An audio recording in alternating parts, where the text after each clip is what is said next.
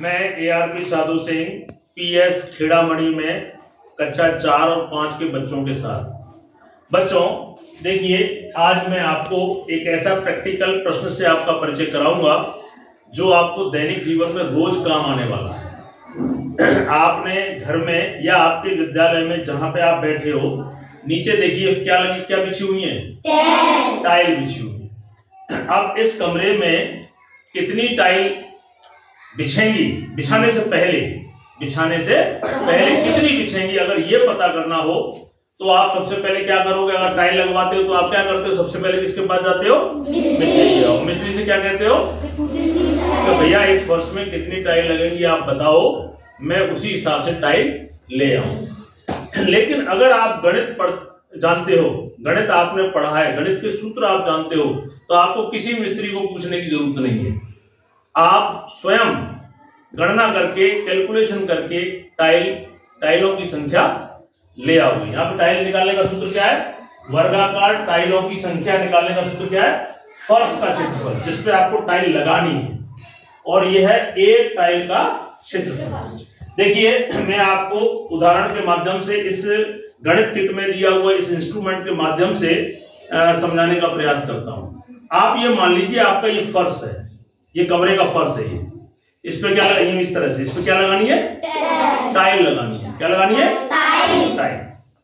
तो मुझे टाइल लगानी है, तो इस टाइल के अंदर, इस फर्श के अंदर कितनी टाइलें लगेंगी उसकी संख्या निकालनी है। तो संख्या निकालने के लिए क्या करेंगे आप? इसका क्षेत्रफल निकाल लेंगे। क्षेत्रफल कैसे निकलता है? ये वर्ग है ना, वर्गाकार है ना, वर्ग। ये वर्गाकार फर्श है जिसकी लंबाई और चौड़ाई कैसी है? समान है। तो मैंने अभी स्केल से नापी थी, ये जो है वो कितनी है? 12। कितनी? ये भी 12, ये भी 12, यानी ये 12 सेंटीमीटर का एक वर्गाकार टुकड़ा है। तो यहाँ पे फर्श का क्षेत्रफल, मैंने इसे फर्श माना है, तो फर्श का क्षेत्रफल क्या हो जाएगा? वर्ग का, जो वर्ग का सूत्र लगता है, वर्ग का क्षेत्रफल क्या होता है?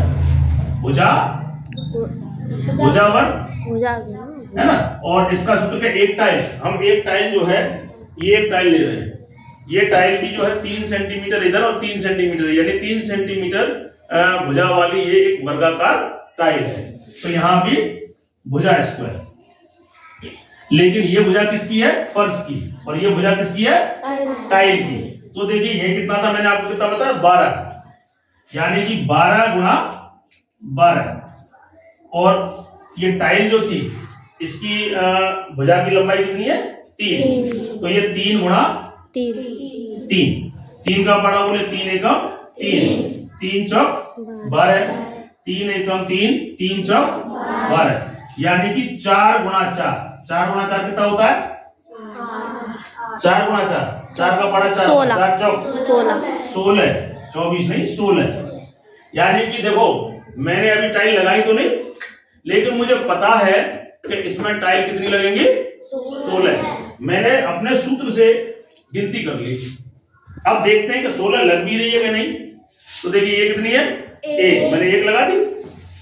अब देखिए ये 2, ये 3, ये 4, ये 5, ये 6, ये 7, और ये 8, ये 9, ये 10, 11, 12, 13,